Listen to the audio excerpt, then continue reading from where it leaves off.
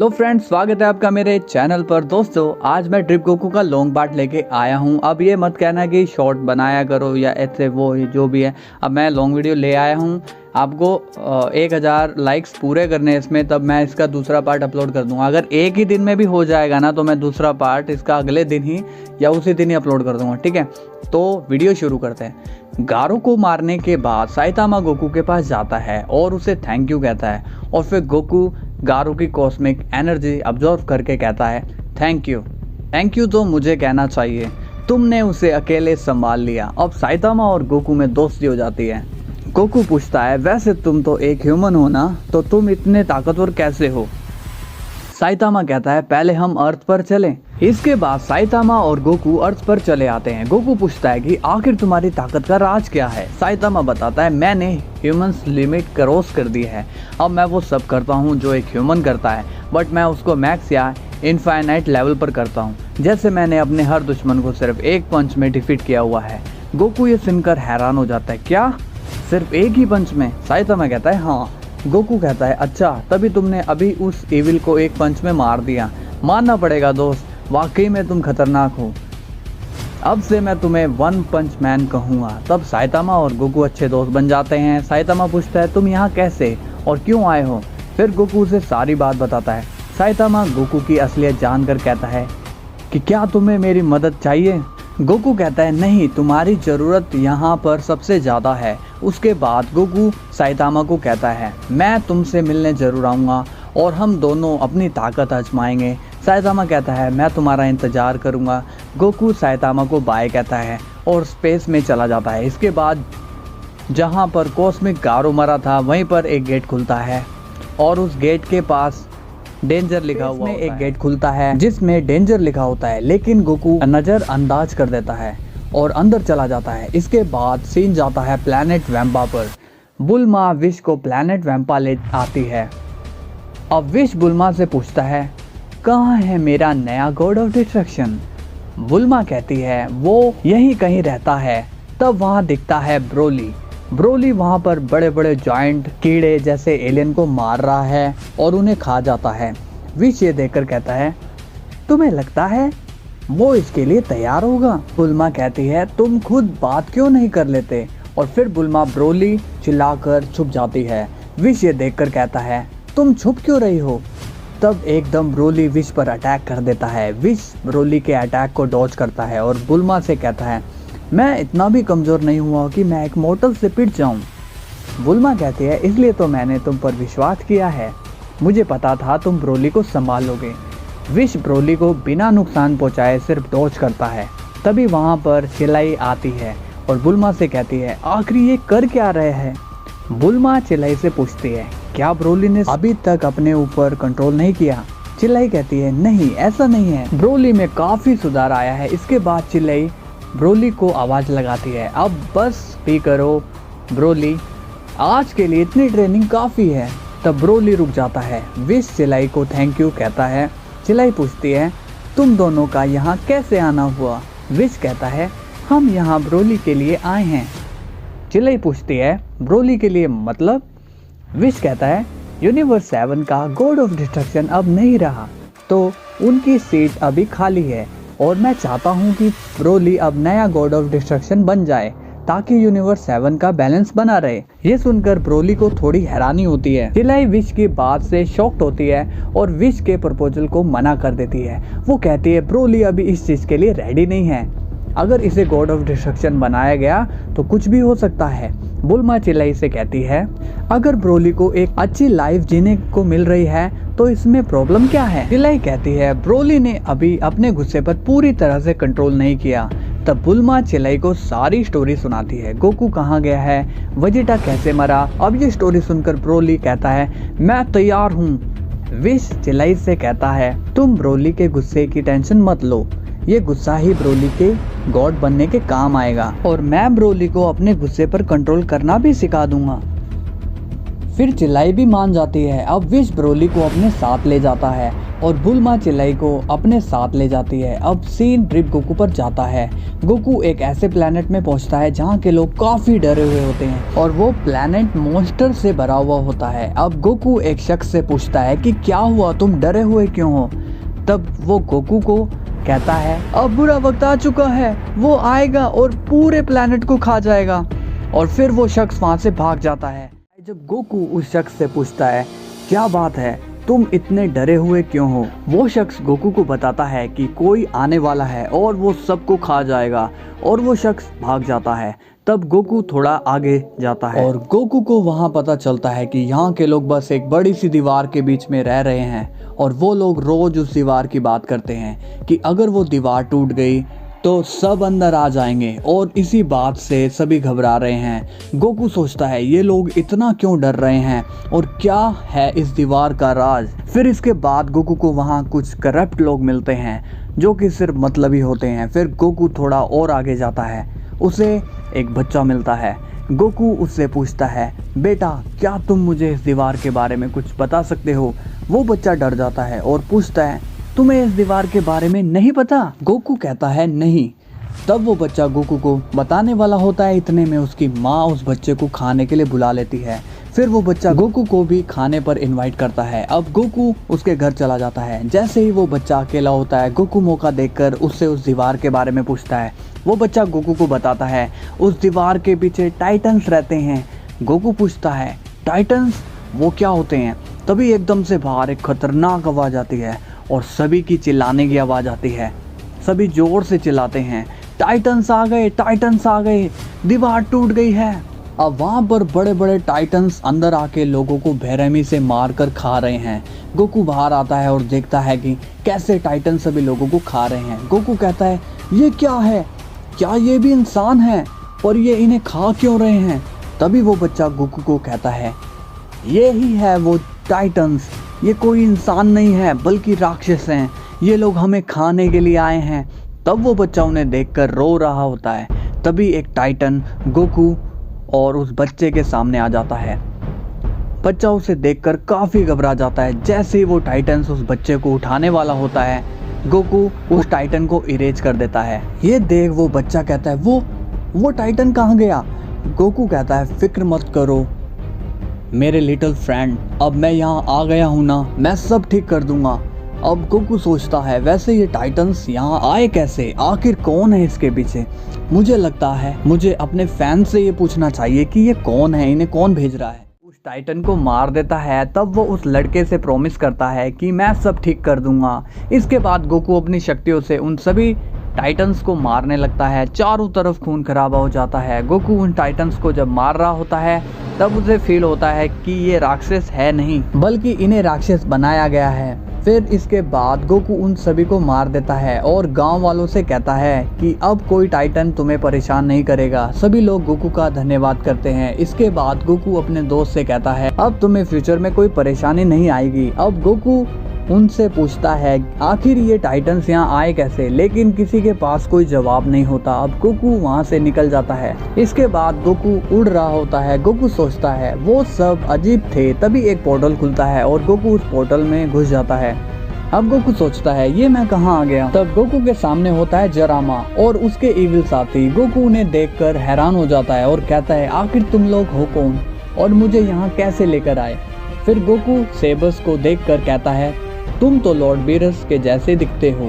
और फिर कोसाइटस कहता है लॉर्ड बीरस, उसे तो मैं अपने हाथों से मारूंगा। फिर गोकू कहता है तुम तो बू हो ना। तब जरामा गोकू पर गुस्सा होता है और कहता है चुप करो बंदर, हम सब इविल गॉड्स हैं और मैं ही तुम्हें यहाँ पर लाया हूँ क्योंकि मैं कहीं भी ट्रैवल कर सकता हूँ। पर जब मुझे पता चला कि एक बंदर यानी कि तुम भी फ्रेंचाइजी ट्रैवल कर रहे हो तो मैं समझ गया कि तुम कोई नॉर्मल पर्सन नहीं हो सकते। अब गोकू कहता है मुझे यहाँ क्यों लेकर आए हो। तब जरामा बताता है कि तुम अब दुनिया जीतने में हमारी मदद करोगे और हमारे टीम में शामिल होगे। गोकू कहता है तुम्हारा क्या मतलब है। इसके बाद सीन जाता है विश एंड ब्रोली पर। दोस्तों विश ब्रोली को एक गॉड ऑफ डिस्ट्रक्शन की ट्रेनिंग दे रहा है। विश ब्रोली से कहता है ब्रोली तुम्हारे अंदर जितनी भी ताकत है और जितना भी गुस्सा है वो सब निकाल दो और पूरी ताकत लगा दो। ब्रोली विश से कहता है तुमने तो कहा था कि तुम मेरे गुस्से को कंट्रोल करना सिखाओगे। विश बताता है हाँ मैंने कहा था, पर उससे पहले तुम्हें एक डिस्ट्रक्शन बनना पड़ेगा और वो बनने के लिए गुस्से की बहुत ज़रूरत होती है, तो तुम अपनी पूरी ताकत लगा दो। इसके बाद ब्रोली भी अपने आप को पूरी तरह से लेजेंड में बदल लेता है। अब विश और ब्रोली फाइट कर रहे हैं। ब्रोली विश पर काफ़ी अटैक करता है बट विश इजीली डॉज कर लेता है। अब विश बार बार बच रहा है। ब्रोली ये देखकर और भी ज़्यादा गुस्सा होता है। फिर ब्रोली फुल पावर यूज करने लगता है बट वो उस पावर को ट्रेनिंग की बजाय प्लैनेट को उड़ाने के लिए यूज करने लगता है। जब ब्रोली विश से ट्रेनिंग के टाइम काफ़ी ज़्यादा एग्रेसिव हो जाता है तब विश कहता है तुम्हारा गुस्सा सही है पर यह जगह तुम्हारी ट्रेनिंग के लिए सही नहीं है। तब विश ब्रोली को पिरामिड ऑफ पावर में ले जाता है क्योंकि वहाँ पर ब्रोली की एज भी नहीं बढ़ेगी और वहाँ जाने से बाहर कोई नुकसान भी नहीं होगा। अब scene Goku and evil gods पर जाता है। गोकू कहता है तुम लोग उन्हें कैसे हराओगे, वो तो काफ़ी ज़्यादा स्ट्रॉन्ग है। तब जरामा बताता है हम 5 इविल गॉड्स ने नई तरक्की हासिल की है, अब हम 5 और फ्यूजन कर सकते हैं और फ्यूज होने के बाद हम एक ओमनी बिंग बन जाएंगे। अब गोकू कहता है मैं कुछ समझा नहीं। तब वो 5 इविल गॉड्स गोकू को ट्रायल के लिए फ्यूज होकर दिखाते हैं और जब वो फ्यूजन कर लेते हैं तब एक ओमनी इविल गॉड बनता है जिसका नाम आर्कन होता है। गोकू ये देखकर हैरान हो जाता है और कहता है ये तुमने कैसे किया। आर्कन कहता है क्यों चौंक गए ना। गोकू कहता है हाँ मैं काफ़ी शॉक्ड हूँ कि तुम्हारी ये तरक्की बस यहीं तक रह जाएगी। आर्कन कहता है ये तुम क्या कह रहे हो।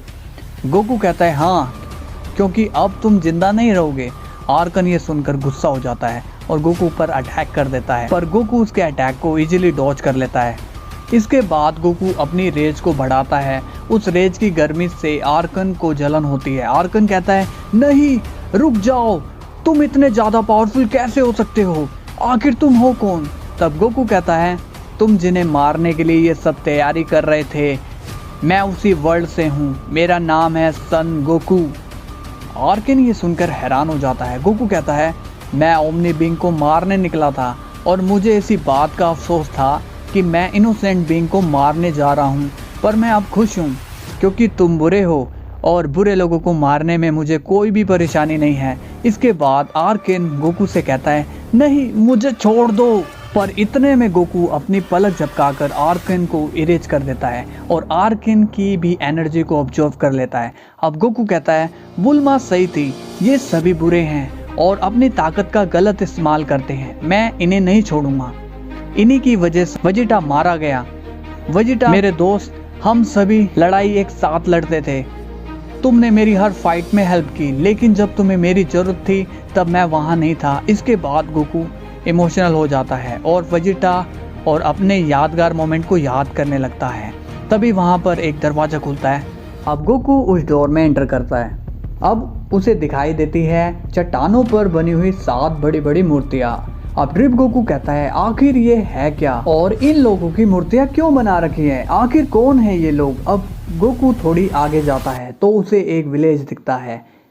उस विलेज में जाकर गोकू ये देखता है कि कुछ बच्चे ट्रेनिंग कर रहे होते हैं। अब गोकू शॉक्ड हो जाता है कि वो बच्चे ट्रेनिंग करते वक्त अलग अलग टेक्निक्स का यूज कर रहे होते हैं।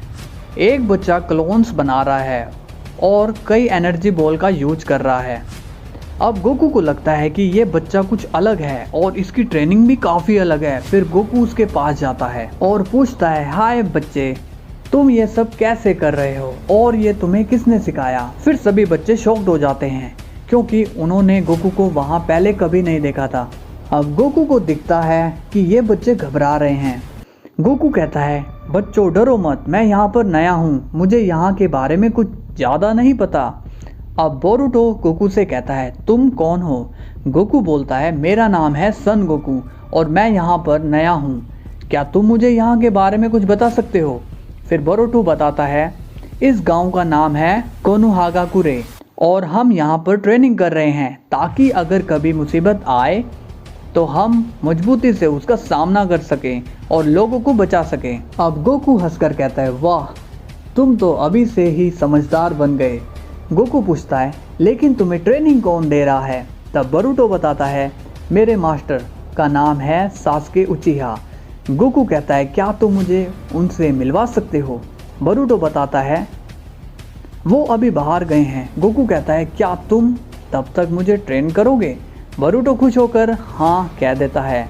तभी वहाँ पर एक इविल एनर्जी सेंस होती है और वहाँ आती है एक इविल ओमनीपोटेंट और उस इविल का नाम होता है मोमोशिकी ओत्सुकी। सभी बच्चे एक्शन मोड में आ जाते हैं। गोकू भी उसकी एनर्जी सेंस करके शॉक्ड हो जाता है और कहता है आखिर ये है कौन? फिर सभी बच्चे उसे रोक रहे होते हैं, लेकिन उस इविल के सामने उन बच्चों की पावर कुछ भी नहीं होती। तभी वो इविल उन बच्चों को मारने वाली होती है। वहाँ पर सास्के आ जाता है और फिर गोकू सास्के को देखकर हैरान हो जाता है। अब ये कौन है? क्या ये दोनों यहाँ के ओमनी बीइंग हैं? दोस्तों, उस इविल से लड़ने के लिए सास्के वहाँ आ जाता है और गोकू से देखकर हैरान हो जाता है। इसके बाद दोनों में फाइट होती है।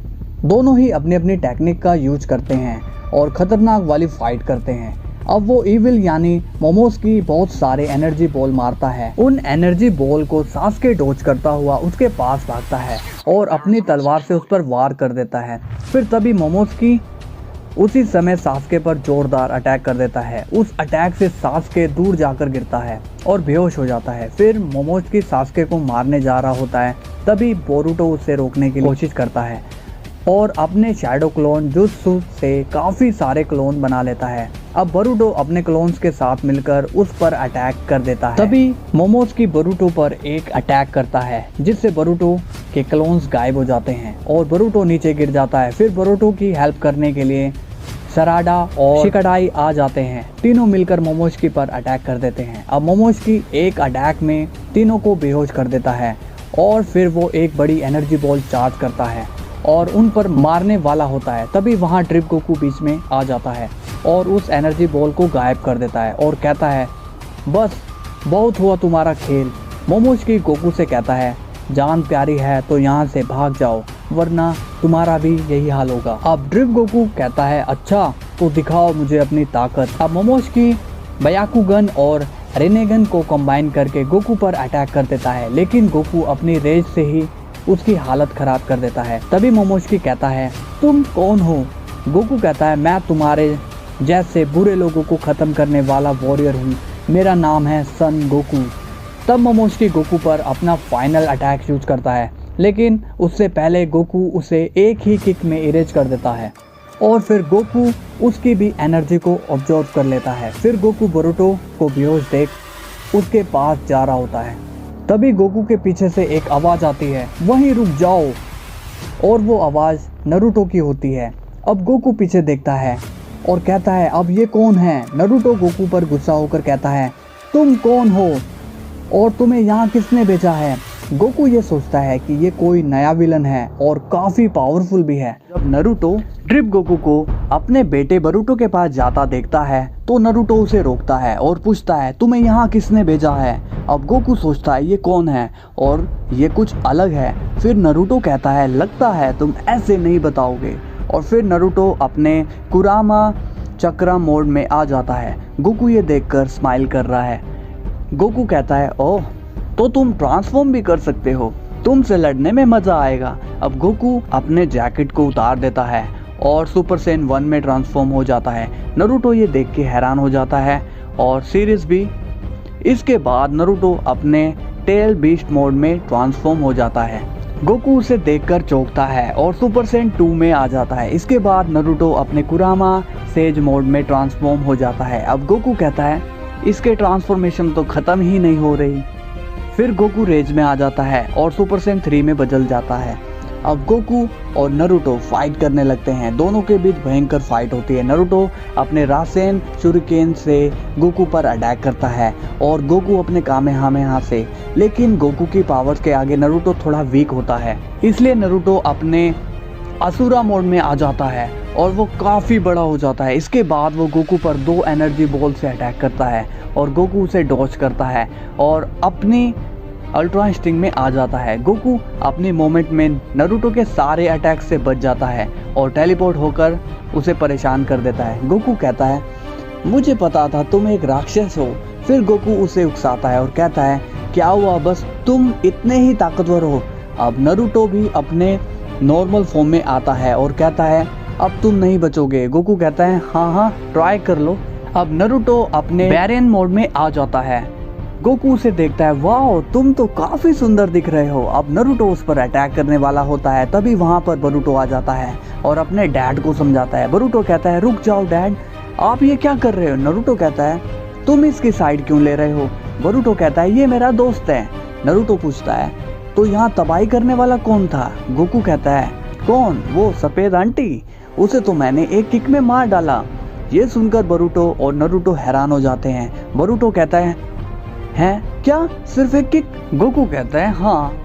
फिर नारुतो पूछता है, तो इसका मतलब तुम मेरे साथ लड़ नहीं रहे थे। गोकू कहता है, हाँ मैं बस खेल रहा था। इसके बाद गोकू अपना जैकेट पहनता है और फिर वहाँ पर एक गेट खुलता है। अब गोकू कहता है, मेरे जाने का समय आ गया है। अब ये देख बोरुतो और नारुतो हैरान हो जाते हैं, ये है कौन। गोकू बोरुतो से कहता है, तुम अपने पापा से भी आगे जाओगे। और इतना कहकर गोकू उन्हें बाय कहकर चला जाता है। ग्रिप गोकू नारुतो वर्ल्ड के डीमन का सफाया करके अपनी नई मंजिल की तरफ चल पड़ता है और वो मंजिल होती है डेथ नोट वर्ल्ड। तो वीडियो को लाइक एंड शेयर जरूर करना और चैनल को सब्सक्राइब जरूर करना। तो दोस्तों, गोकू मांगा की दुनिया में गोकू टोक्यो में पहुंचता है और उसे वहां कुछ अजीब फीलिंग आती है। इस शहर में सभी ह्यूमंस होते हैं, बट एक ह्यूमन उनमें से सबसे अलग है। अब गोकू थोड़ा आगे जाता है तो उसे कुछ कॉलेज के बच्चे मिलते हैं और कुछ लोग अपने काम के लिए बाहर जा रहे हैं। फिर गोकू देखता है कुछ बच्चे झगड़ा कर रहे हैं, बट वहाँ जैसे ही कोई लाइट का नाम बोलता है सब डर के भाग जाते हैं। गोकू सोचता है, ये ऐसे डर क्यों रहे हैं और कौन है ये लाइट।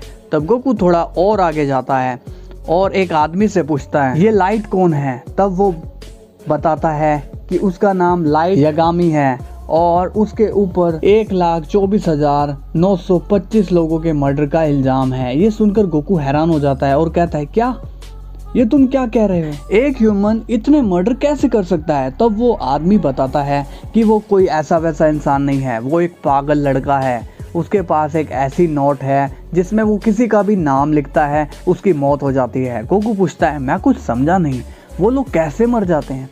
तब वो आदमी बताता है, माना जाता है उसमें नाम लिखने से उस पर्सन के पास एक रियुक नाम का राक्षस आता है, वो ही उसे मारता है।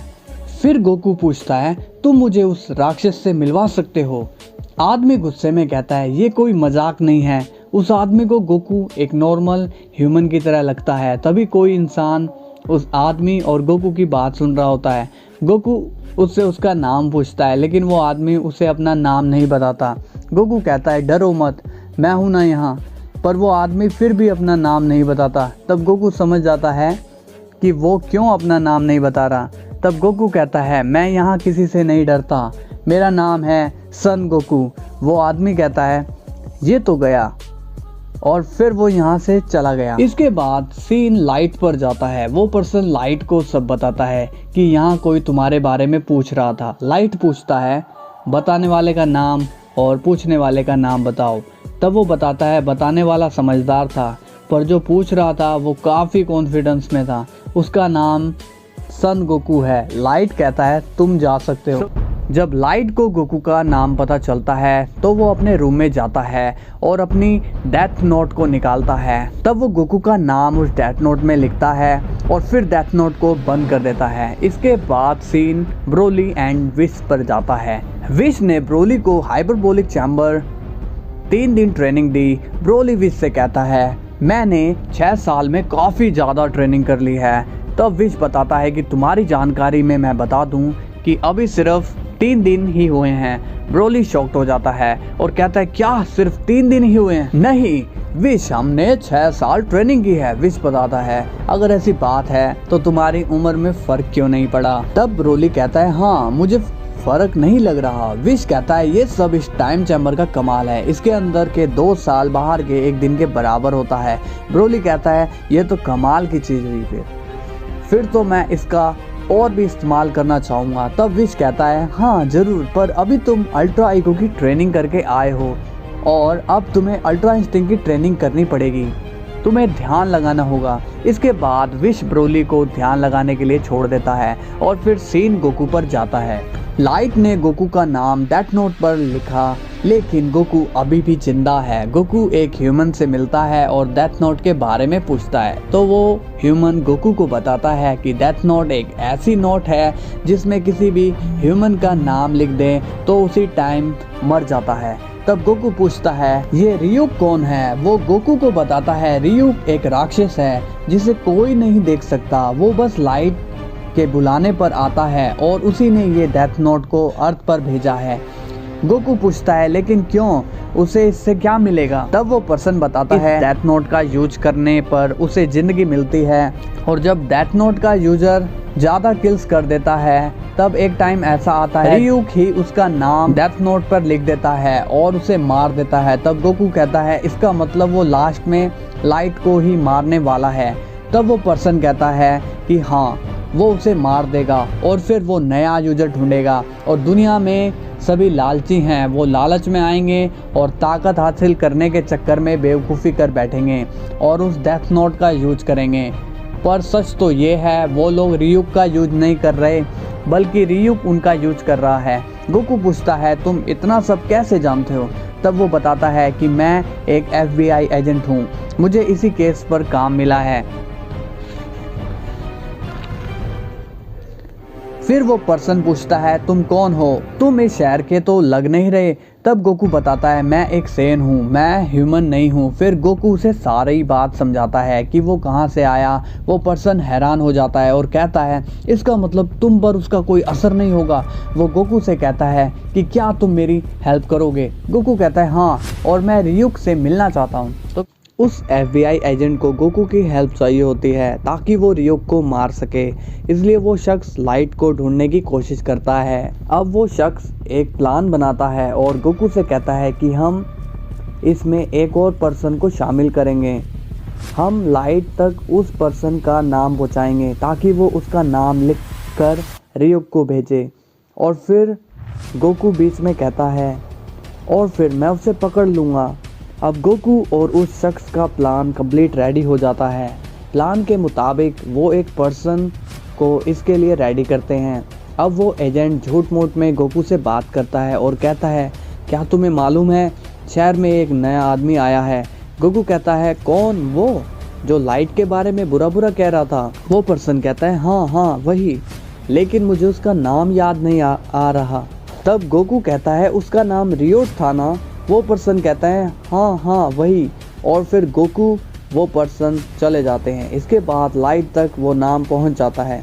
अब गोकू और वो एजेंट एक साइड में छुपकर रियुक का वेट करते हैं और उसकी नज़र रियुक पर रहती है। इसके बाद थोड़ा टाइम बीत जाता है। जैसे ही लाइट रियुक का नाम डेथ नोट में लिखता है और वो बंदा गोकू और उस एजेंट के सामने मारा जाता है। ये देखकर गोकू एंड एजेंट काफ़ी ज़्यादा हैरान हो जाते हैं। वो एजेंट कहता है आखिर हुआ क्या। गोकू कहता है मुझे भी कुछ दिखाई नहीं दिया, यहाँ क्या हुआ है। तब दोस्तों गोकू और वो एजेंट कुछ भी नहीं कर पाते और बस देखते रह जाते हैं। अब गोकू एजेंट से पूछता है यहाँ हुआ क्या, मुझे कुछ तो बताओ। वो एजेंट कहता है मैं नहीं जानता क्योंकि मैंने ऐसा सीन पहली बार देखा है। गोकू रियोट को सॉरी कहता है और बोलता है हमारी वजह से तुम्हारी जान गई। इसके बाद वो एजेंट कहता है मुझे इस पर अभी और रिसर्च करनी होगी, और फिर वो एजेंट चला जाता है। इसके बाद सीन जाता है नेक्स्ट डे पर। गोकू बाहर घूम रहा होता है, तब वो देखता है कि एकदम वहाँ 3 पर्सन की डेथ हो जाती है।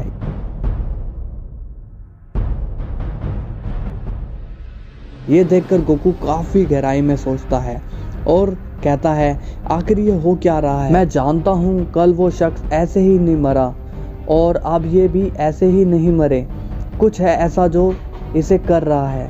अब गोकू कहता है मैं जानता हूँ ये सब रियुक ही कर रहा है। तब गोकू अपनी आंखें बंद करता है और पूरा ध्यान लगा देता है। अब गोकू अपनी मन की आंखों से सब देख पा रहा होता है। तब वहाँ गोकू को दिखाई देता है एक डरावना पागल राक्षस।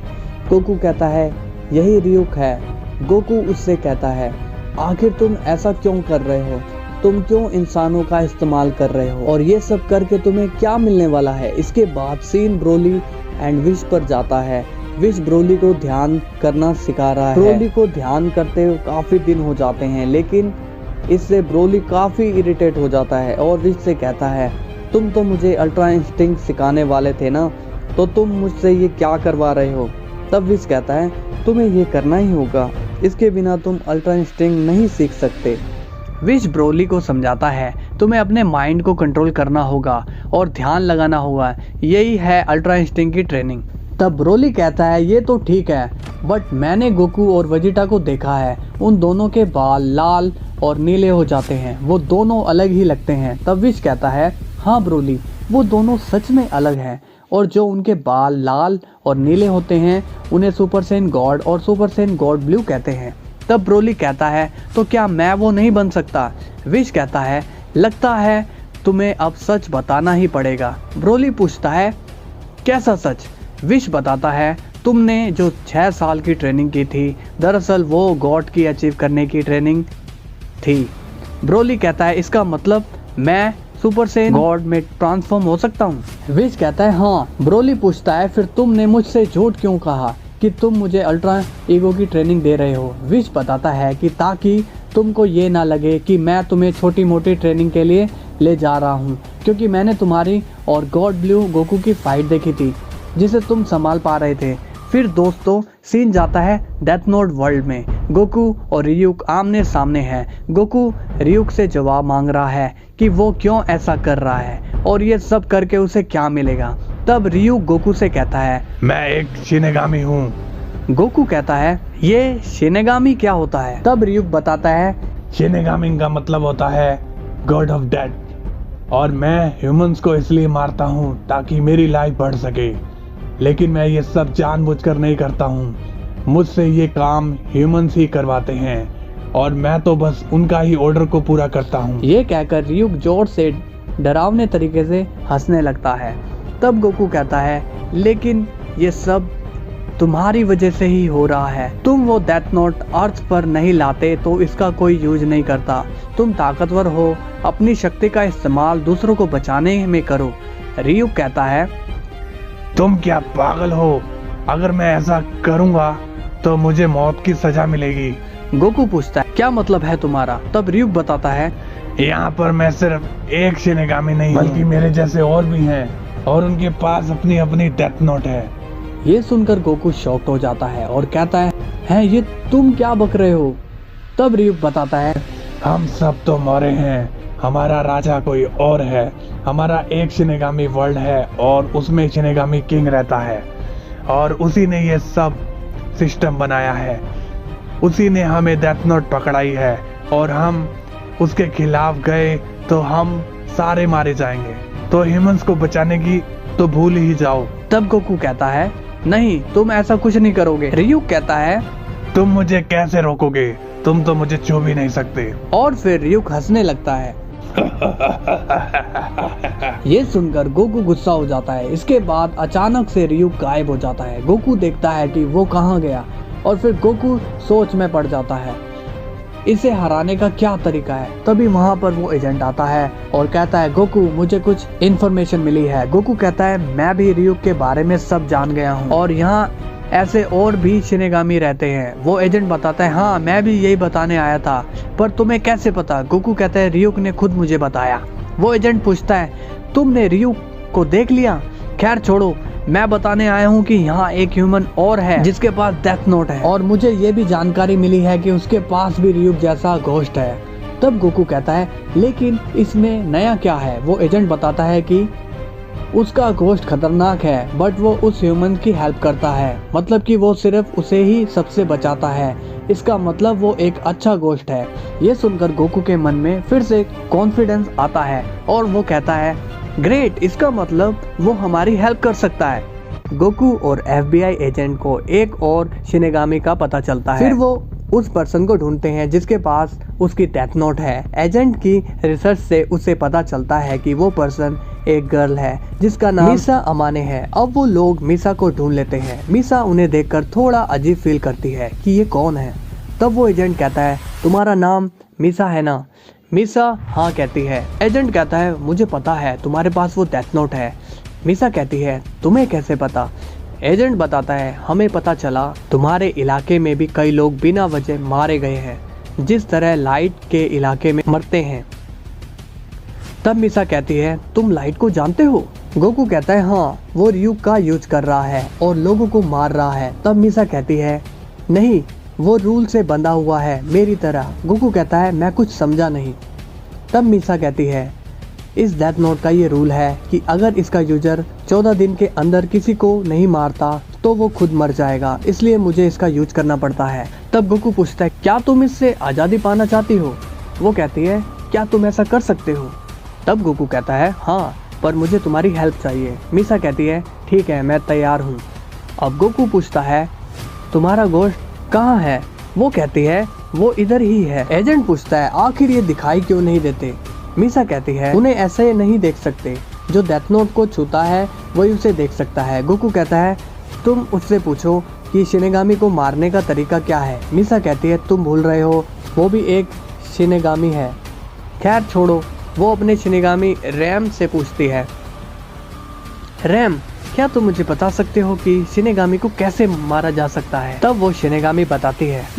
दोस्तों, मिसा की शिनेगामी एक फीमेल है। Back to the story.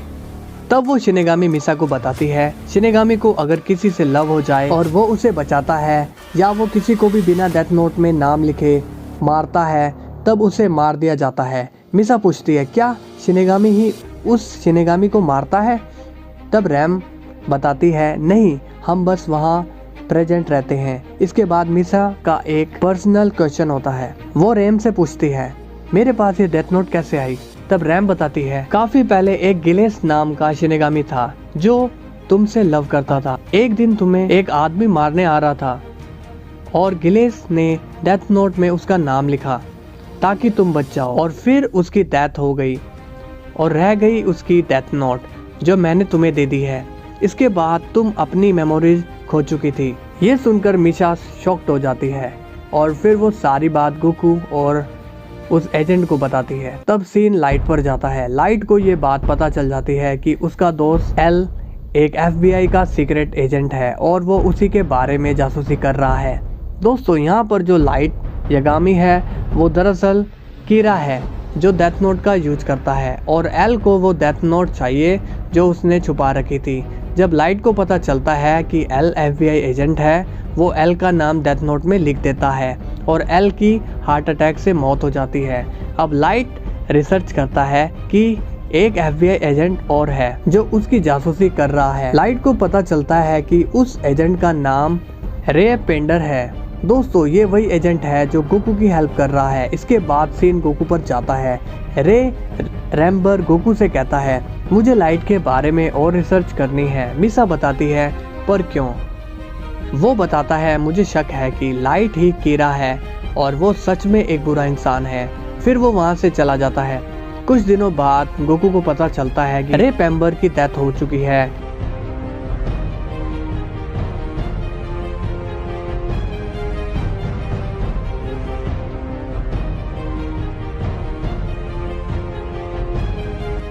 ये देखकर गोकू गुस्सा हो जाता है और मिसा से लाइट का पता पूछता है और फिर गोकू लाइट के घर पहुंच जाता है। गोकू इंस्टेंट ट्रांसमिशन यूज करके लाइट के पीछे आ जाता है। तब गोकू उसकी बात सुन रहा होता है। लाइट हंसकर अपने आप से ही बात कर रहा होता है, हा हा हा, इंसान कितने बेवकूफ़ होते हैं ना। किसी को नहीं पता चला कि मैं ही कीरा हूँ, और जिन्हें पता चला वो मारा गया।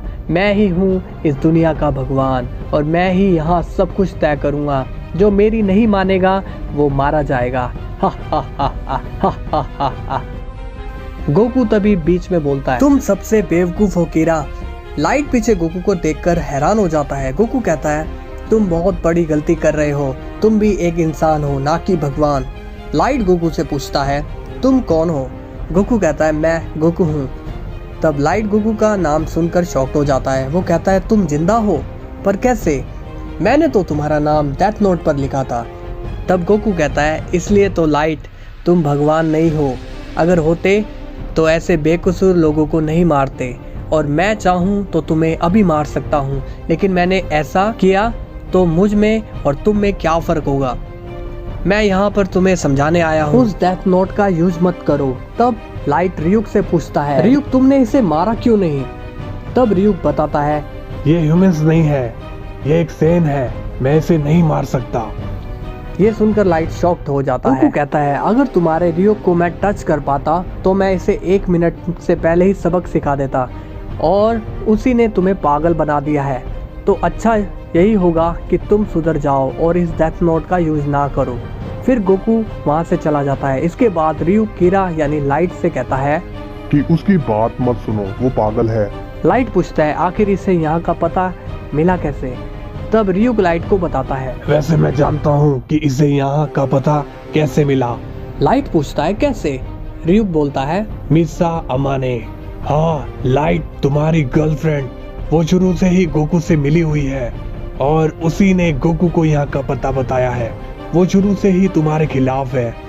ये सुनकर लाइट बहुत ज्यादा हैरान हो जाता है और गुस्सा भी। लाइट कहता है नहीं, वो ऐसा नहीं कर सकती। रियूक बोलता है नहीं लाइट, वो हमेशा से तुम्हारे खिलाफ थी और वो रेप एम्बर को भी जानती थी जो तुम्हारी जासूसी कर रहा था। रियूक लाइट को भड़काता है। अब वक्त आ गया है लाइट, तुम्हें उसे मारना होगा और अपना बदला लेना होगा। लाइट कहता है कैसा बदला। रियूक बोलता है धोखे का बदला। उसने तुम्हें धोखा दिया है, तो अपनी डेथ नोट उठाओ लाइट और उसका नाम लिख दो। ये सुनकर लाइट गुस्सा हो जाता है और मिसा के पास जाता है। लाइट मिसा से कहता है मिसा, मैं जो कुछ भी पूछूं उसका सच सच जवाब देना। मिसा कहती है हाँ पूछो। लाइट पूछता है क्या तुम किसी गोकू नाम के शख्स को जानती हो। मिसा ये सुनकर शॉक्ड हो जाती है। लाइट उसका फेस देख के समझ जाता है कि वो जानती है। फिर लाइट पूछता है क्या तुम FBI एजेंट रेप एम्बर को भी जानती थी। मिसा लाइट से बिना डरे हाँ कह देती है। अब लाइट वहाँ से गुस्से में चला जाता है। अब लाइट अपने घर आता है और रियूक उसे फिर भड़काता है। देखा लाइट, मैंने कहा था ना वो तुम्हें धोखा दे रही है, तो तुम किसका इंतजार कर रहे हो। उठाओ डेथ नोट और लिख दो उसका नाम। मेरी मान लो, मैं ही तुम्हारा सच्चा दोस्त हूँ जो तुम्हारी मदद करता हूँ और तुम्हारे साथ हूँ। तो उठाओ डेथ नोट और मार डालो उसे। अब लाइट पूरी तरह से ब्रेन वॉश हो जाता है और वो रियूक की बात मानकर मिसा अमाने का नाम डेथ नोट में लिख देता है। अब सीन गोकू पर जाता है। गोकू मिसा से मिलने जाता है, तब उसे खबर मिलती है कि मिसा अमाने ने छत से कूदकर सुसाइड कर ली है। ये देख गोकू हैरान हो जाता है। लाइट पर उसे काफ़ी गुस्सा आता है। गोकू लाइट के घर उसे मारने के लिए जाता है। तब उसे वहाँ पता चलता है कि लाइट यागामी वहाँ पर मर चुका है। ये देख गोकू शॉक्ड हो जाता है। तब उसे वहाँ एक डेथ नोट दिखाई देती है जिसमें उसे दिखता है कि इस डेथ नोट में लाइट का नाम लिखा हुआ है। तब उसे समझ आ जाता है कि लाइट का इसे यूज करने का टाइम ख़त्म हो गया और खुद रियूक ने ही उसका नाम इसमें लिखा है।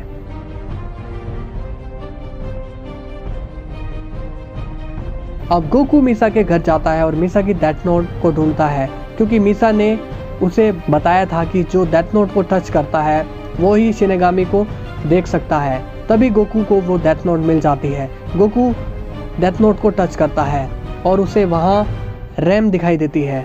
रैम गोकू से कहती है ये सब रियूक ने ही करवाया है, उसी ने मिसा को मरवाया है, पर मैं उसे नहीं बचा पाई। गोकू कहता है क्या तुम मिसा का बदला लेने में मेरी हेल्प करोगी। रैम कहती है हाँ जरूर। फिर गोकू कहता है मुझे अपने शिनेगामी वर्ल्ड में ले चलो और मुझे उससे मिलवाओ जो तुम्हारा किंग है जिसने ये सिस्टम बनाया है। जब ड्रिप गोकू को पता चलता है कि रियूक के भड़काने से मिसा अमाने की डेथ हुई है जो कि गोकू की हेल्प कर रही थी, और इसके बाद गोकू को पता चलता है कि रियूक ने लाइट को भी मार डाला, जिसे देख गोकू कहता है बस बहुत हुआ ये डेथ गेम। गोकू रैम से कहता है कि उसे अपने शिनेगामी वर्ल्ड में ले चलो और किंग ऑफ शिनेगामी से मिलवाओ।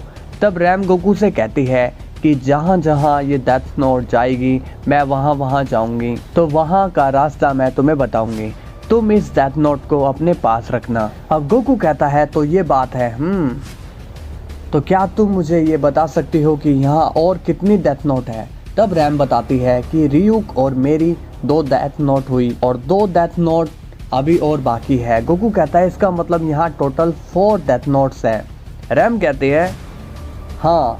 फिर गोकू रैम से पूछता है क्या तुम मुझे बाकी 2 डेथ नोट का पता बता सकती हो। तब रैम उसे उन 2 डेथ नोट का पता बता देती है। रैम बताती है एक डेथ नोट तो जैक नेलोन के पास है जिसका शिनेगामी सिडो है। और दूसरी डेथ नोट का शिनेगामी है मिडोरा, जो कि एक छिपकली की तरह दिखाई देता है और उसे यूज करता है कीरा। तब गोकू शॉक्ड हो जाता है और रैम से कहता है कि कीरा को तो रियुक ने मार दिया ना। रैम बताते हैं हाँ, लेकिन ये ओरिजिनल वाला कीरा है, जिसे सी कीरा भी कहते हैं, और वो अपने आप को छुपाने के लिए लाइट का नाम यूज कर रहा था ताकि FBI का शक लाइट पर जाए। फिर ये सुनकर गोकू को कीरा वाली मिस्ट्री समझ आ जाती है। अब गोकू वो दोनों डेथ नोट को इंस्टेंट ट्रांसमिशन यूज करके ले आता है और वहाँ दिखाई देते हैं रियुक, रैम, सिडो और मिडोरा। रियुक रैम से कहता है रैम, तुमने ये ठीक नहीं किया। गोकू उससे कहता है अपनी बकवास बंद करो। फिर रैम गोकू को शिनेगामी वर्ल्ड में ले जाती है और शिनेगामी किंग के पैलेस का पता बता देती है। फिर गोकू अकेला वहां से आगे जाता है ताकि किंग शिनेगामी उन्हें ना मार दे। तब गोकू उस पैलेस के अंदर जाता है। तब गोकू वहां एक भद्दा सा बुराई से भरा हुआ एक कंकाल जैसा राक्षस देखता है, जो कि दिखने में काफी ज्यादा डरावना लग रहा था। गोकू उससे कहता है तुम्हारा टाइम खत्म हो गया है राक्षस। वो राक्षस गोकू को देखकर बिल्कुल भी नहीं डरता है। उसे गोकू की बातें समझ ही नहीं आती, वो बस उसे गुस्से में देख रहा होता है। गोकू कहता है तुमने ये डेथ नोट वाला सिस्टम क्यों बनाया है, मुझे बताओ। फिर वो राक्षस अपनी भारी आवाज में कहता है ये मैंने इसलिए शुरू किया है ताकि मैं इंसानों की आत्माओं को खा सकूं, और मेरे बनाए शिनेगामी इंसानों को मारते हैं और फिर उनकी आत्माएं डायरेक्ट मेरे पास आती है। गोकू पूछता है तुम्हारा मकसद क्या है, क्यों तुम ऐसा कर रहे हो। तब वो बताता है ताकत के लिए मुझे ताकत चाहिए, और वो बस ह्यूमंस मुझे दे सकते हैं। उनकी आत्मा से काफी ज्यादा पावर मिलती है। फिर गोकू कहता है अच्छा, अगर तुम्हें ताकत लेने का इतना ही शौक है तो तुम मेरी ताकत ले लो। मैं एक सेन हूँ और मुझ में ह्यूमन से लाखों गुना ज्यादा ताकत है। तब वो राक्षस कहता है मैं तो खुद यही करने वाला था। अच्छा हुआ तुम खुद राजी हो गए। अब वो राक्षस गोकू की ताकत को ऑब्जर्व करने लगता है। शुरू में वो राक्षस नॉर्मल स्पीड में गोकू की ताकत ले रहा होता है और कहता है अद्भुत, वाह, ये ताकत कुछ अलग है। मैंने पहले कभी ऐसा महसूस नहीं किया था। ये तो काफी ज्यादा ताकतवर है। थोड़ी देर के बाद गोकू समझ जाता है और कहता है ये मेरे जाल में फंस चुका है, मैं इसे छू नहीं सकता, पर इसे खत्म करने का यही सही तरीका है। अब टाइम आ गया है। ये राक्षस ताकत लेने में इतना बिजी है कि उसे पता ही नहीं वो फंस चुका है। इतने में गोकू एकदम से अपनी ताकत देने की स्पीड को काफ़ी ज़्यादा बढ़ा देता है, और वो इतनी ज़्यादा स्पीड में बढ़ाता है कि वो काफ़ी ज़्यादा पावर उस राक्षस की बॉडी में जाने लगती है। उस राक्षस की बॉडी उस पावर को सोखने के लिए कैपेबल नहीं थी, उसकी इतनी ज़्यादा कैपेसिटी नहीं थी कि वो ड्रिप गोकू की पावर को रख सके। तभी वो राक्षस फट जाता है और उसके पैलेस में एक बड़ा धमाका होता है और उस राक्षस का अंत वहीं हो जाता है। गोकू उसकी सारी पावर्स को ऑब्जर्व कर लेता है। अब गोकू और भी ज्यादा ताकतवर हो जाता है क्योंकि उसे उन ह्यूमंस की पावर भी मिल गई है जो उस राक्षस ने ली थी। अब गोकू शिनेगामी को इजीली टच कर सकता है। वो चारों शिनेगामी गोकू को देखते हैं। तब गोकू उनसे कहता है मुझे तुम्हें भी खत्म करना होगा। ये सुनकर वो चारों शॉक्ड हो जाते हैं। अब गोकू अपनी पावर को इंक्रीज करता है ताकि वो शिनेगामी वर्ल्ड को ही इरेज करते, लेकिन तभी उसे रैम का फेस दिखाई देता है। गोकू सोचता है क्या इन्हें मारना ठीक होगा, रैम ने तो मेरी काफी हेल्प की है, वो ना होती तो मैं यहाँ तक नहीं पहुँचता। फिर गोकू नॉर्मल हो जाता है। वो कहता है चिंता मत करो, मैं तुम्हें नहीं मारूंगा और अब तुम्हें बुरा काम करने की जरूरत नहीं है। तभी गोकू वहाँ से निकलने का जो मेन रास्ता होता है उसे अपनी पावर से हमेशा के लिए बंद कर देता है ताकि कोई शिनेगामी अर्थ पर ना आए। और फिर गोकू के लिए उसकी नेक्स्ट मंजिल का गेट खुलता है और गोकू उसमें एंटर करता है, और वो मंजिल होती है MCU यानी मार्वल सिनेमैटिक यूनिवर्स। तो वीडियो को लाइक कर देना ताकि ऐसी वीडियो बनाने के लिए मैं मोटिवेट हो सकूं, और चैनल को भी सब्सक्राइब कर लेना। सो गाइज, गोकू अब सीधा पहुंचता है नेपाल में और वहां पर देखता है कुछ मॉन्क्स यानी साधुओं को जो कि ध्यान कर रहे होते हैं। फिर गोकू थोड़ी आगे जाता है, तब उससे मिलने आता है हमारे मार्वल का हीरो डॉक्टर स्ट्रेंज। गोकू उसे देखता है, वो एक पोर्टल को खोलकर आ रहा है। अब डॉक्टर स्ट्रेंज गोकू से कहता है आखिर तुम आ ही गए गोकू, मैं तुम्हारा ही इंतजार कर रहा था। तब गोकू पूछता है तुम कौन हो और क्या तुम मुझे जानते हो। फिर डॉक्टर स्ट्रेंज कहता है मैं तुम्हें सब बताऊंगा लेकिन यहाँ नहीं। इसके बाद डॉक्टर स्ट्रेंज उससे अपने हेडक्वार्टर ऑफिस में ले जाता है जिसका नाम होता है सैंक्टम सैंक्टोरम। इसके बाद गोकू पूछता है अब मुझे बताओ कि तुम मुझे कैसे जानते हो। फिर डॉक्टर स्ट्रेंज गोकू से कहता है कि तुम यहाँ अपनी मर्जी से नहीं आए हो, तुम्हें चुना गया है, तुम ही वो हो जो सब ठीक कर सकता है। गोकू कहता है लगता है तुम पागल हो। डॉक्टर स्ट्रेंज कहता है इसलिए तो मुझे स्ट्रेंज कहते हैं। गोकू कहता है क्या कहा स्ट्रेंज? डॉक्टर स्ट्रेंज कहता है हाँ, मेरा नाम डॉक्टर स्ट्रेंज है और मेरे पास टाइम की अनंत मणि है। गोकू कहता है अरे तुम कह क्या रहे हो। फिर डॉक्टर स्ट्रेंज उसे सारी बात बता देता है जो गोकू के साथ हुआ, वो किस तरह से सभी ओमनी बिंग्स को मारकर यहाँ तक पहुँचा। गोकू कहता है मगर तुम ये सब जानते कैसे हो। डॉक्टर स्ट्रेंज कहता है यही तो मैं तुम्हें कह रहा हूँ, मेरे पास टाइम पावर है, मैं पास्ट और फ्यूचर देख सकता हूँ और किसी भी टाइम को आगे या पीछे कर सकता हूँ। लेकिन गोकू को यकीन नहीं होता। फिर डॉक्टर स्ट्रेंज उसे एक सेब पर अपनी ताकत यूज करके दिखाता है। ये देख के गोकू शॉक्ड हो जाता है। अब गोकू को उस पर यकीन हो जाता है। गोकू कहता है तुम तो सब देख सकते हो, तुम मुझे उस बीइंग का सीधा पता क्यों नहीं बता देते। तब डॉक्टर स्ट्रेंज कहता है तुम यहाँ सिर्फ एक बीइंग के लिए यहाँ नहीं आए हो, तुम्हें अभी बहुत लोगों को सुधारना है। तब गोकू कहता है बहुत लोग से तुम्हारा क्या मतलब है। फिर डॉक्टर स्ट्रेंज बताता है यहाँ सिर्फ एक इमोर्टल बीइंग नहीं है बल्कि काफी सारे हैं जो कि एक जंग की तैयारी कर रहे हैं। गोकू पूछता है जंग की तैयारी, आखिर कौन सी जंग।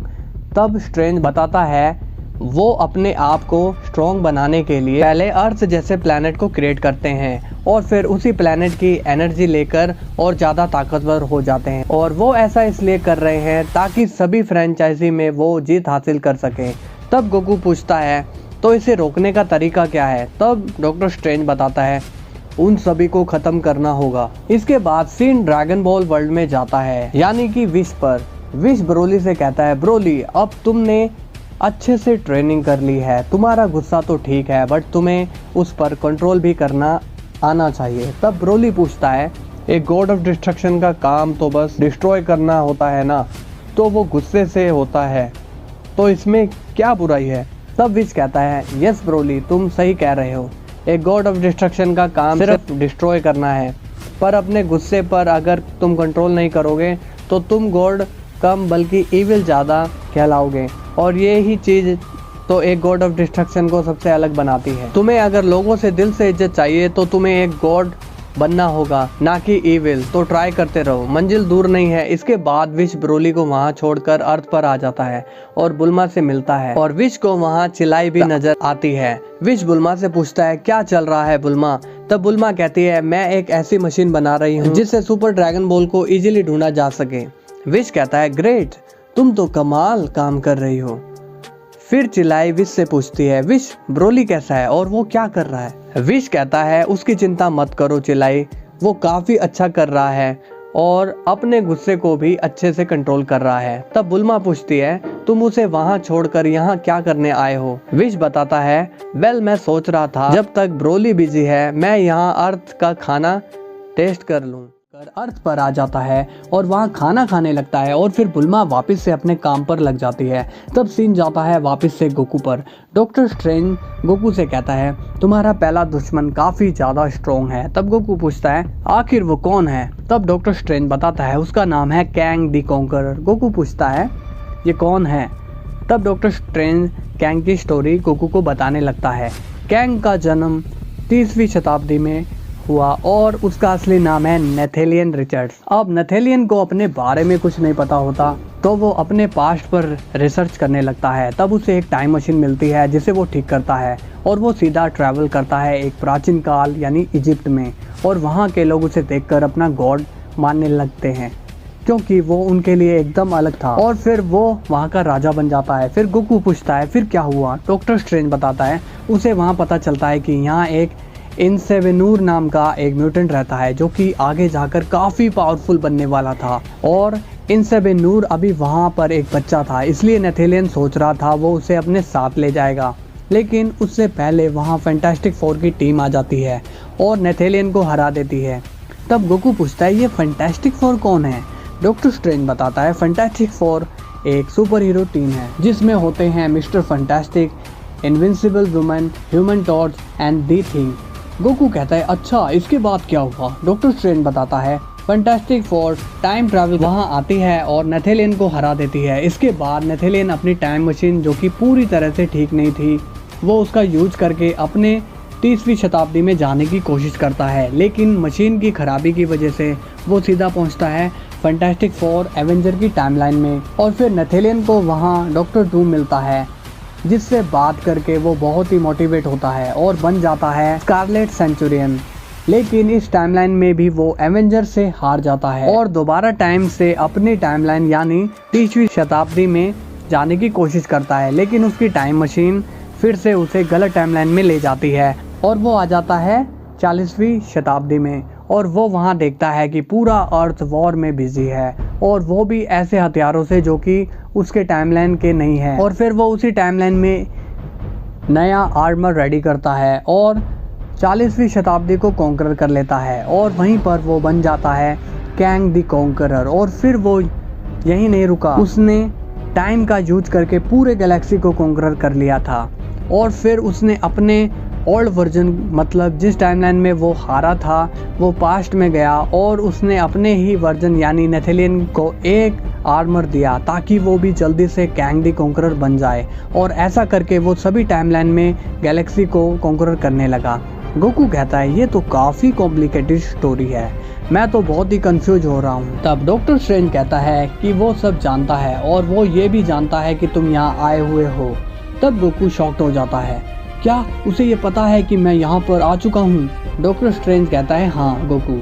तब गोकू कहता है इसका मतलब उसने पहले से मेरे आने की तैयारी कर ली है। डॉक्टर स्ट्रेंज कहता है हाँ। गोकू कहता है फिर मैं उसे कैसे हराऊंगा? तब डॉक्टर स्ट्रेंज कहता है वो बस टेक्नोलॉजी का यूज करके सभी जगह को जीत रहा है, मगर उससे अभी तक ऐसी टेक्नोलॉजी मिली ही नहीं है जिससे वो तुम्हें भी हरा सके। लेकिन वो अपना माइंड यूज करके तुम्हें कंफ्यूज कर सकता है, तो तुम्हें ही आगे का रास्ता चुनना होगा। तो डॉक्टर स्ट्रेंज गोकू को कैंग की सारी स्टोरी बता देता है। इसके बाद गोकू कहता है तो मुझे वो मिलेगा कैसे?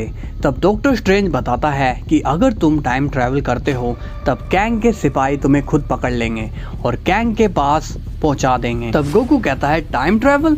मुझे टाइम ट्रैवल नहीं करना आता। तब डॉक्टर स्ट्रेंज कहता है तुमने अपने दोस्त को क्या ऐरा गहरा नथु गहरा समझा हुआ है क्या? तब गोकू पूछता है दोस्त? कौन दोस्त?